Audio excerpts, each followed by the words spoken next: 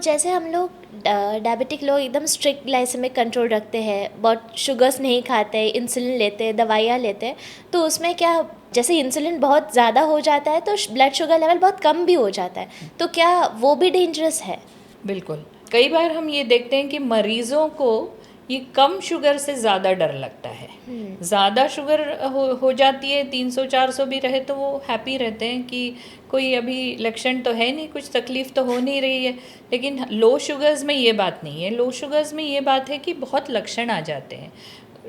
मरीज़ डर जाता है एकदम कि क्या हो रहा है। मतलब धड़कनें बढ़ती हैं, बहुत ज़्यादा पसीना आता है, या फिर ऐसा हो सकता है कि फिट्स के टाइप से आ जाए, या बेहोश हो जाना, सर दर्द होना, वो सोच नहीं पाना ठीक से, सोच का ब्लर हो जाना, ये सब चीज़ें हो सकती है।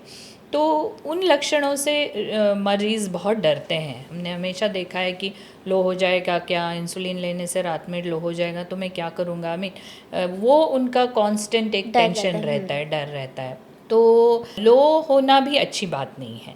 स्पेशली एल्डरली जो लोग हैं, 60 के ऊपर के जो लोग हैं या थोड़े एल्डरली हैं, उनमें लो शुगर्स कतई नहीं होने चाहिए, क्योंकि वो मस्तिष्क पे, अपने ब्रेन पे उसका असर होता है। अगर थोड़े डिमेंटेड लोग हैं, थोड़ा मतलब याददाश्त की कमी है, तो उनकी वो याददाश्त की कमी रैपिडली प्रोग्रेस हो सकती है।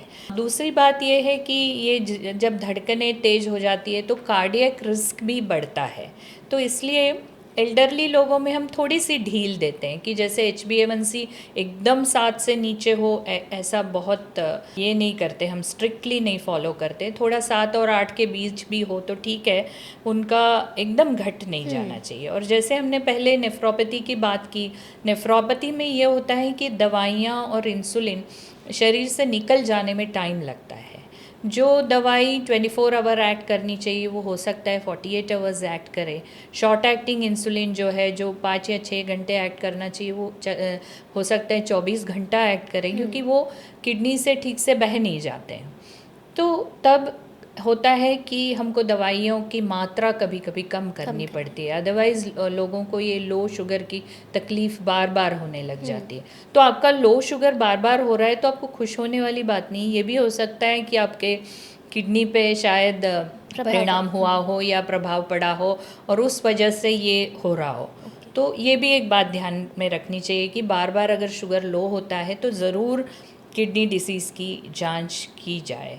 तो लो शुगर होना नहीं चाहिए, लो शुगर्स रिकग्नाइज़ करने चाहिए।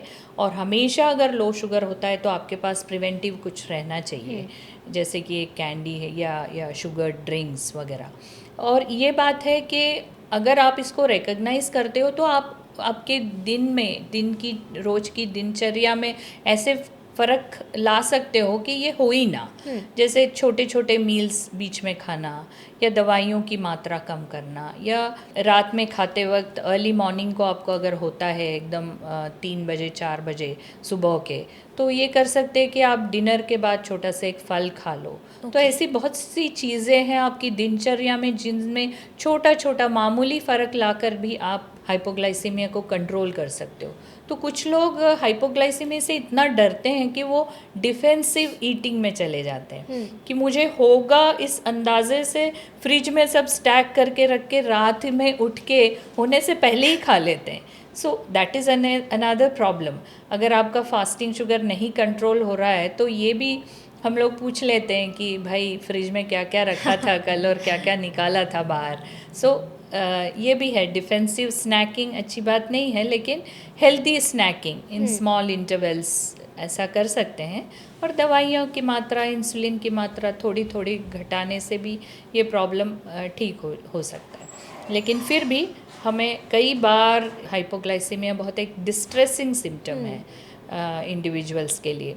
इसमें मैं एक और चीज़ कहना चाहूँगी कि एल्डरली लोगों में स्पेशली दूसरी दवाइयाँ हार्ट की या हाई ब्लड प्रेशर की लेने वाले लोगों में कई बार ये हाइपोग्लाइसीमिया रिकग्नाइज नहीं होता है। ये जो इनिशियल लक्षण आने चाहिए, दिल का धड़कना या बहुत पसीना आना या बहुत भूख लगने के जैसा, वो सब नहीं आता है। डायरेक्टली दे गो इनटू फिट्स और कोमा। इसको हम हाइपोग्लाइसीमिया अनअवेयरनेस कहते हैं। तो ये एक डेंजरस होता है। ऐसे लोगों में आपको दवाइयों की मात्रा सिग्निफिकेंटली कम करनी चाहिए ताकि ये हो ही ना, बिकॉज उनको वो पहले जो लक्षण है, प्राथमिक लक्षण है, वो उनको पता ही नहीं चल रहे हैं, तो डायरेक्टली वो सीरियस कॉम्प्लिकेशंस में चले जाते हैं, हॉस्पिटल जाना पड़ता है, एम्बुलेंस बुलाना पड़ता है वगैरह वगैरह। तो इसलिए ये एक चीज़ है हाइपोग्लाइसीमिया अवेयरनेस। ये डायबिटीज़ शुरू होने के बहुत सालों बाद वाले जो मरीज़ हैं उनमें होता है, कुछ दवाइयों की इफ़ेक्ट की वजह से होता है, तो ये एक बात ध्यान में रखनी चाहिए। तो हाई ग्लूकोज को जितना हम ये देते हैं इम्पॉर्टेंस, उसी तरह से लो ग्लूकोज को भी देना चाहिए, और डेफिनेटली बात करनी चाहिए मरीज़ से कि कहाँ प्रॉब्लम होता है। स्पेशली कई लोग, हमको पता है, इंसुलिन लेने के बाद खाने के पहले ही वो मस्कुलर एक्टिविटी कुछ कर लेते हैं, ज़्यादा चल लेते हैं या नहाने चले जाते हैं, फिर वहाँ पे हाइपोग्लाइसीमिया हो जाता है। सो वो सब बातें भी, कई बातें हम बात करने से, कम्युनिकेशन से सुलझा सकते हैं। सही में।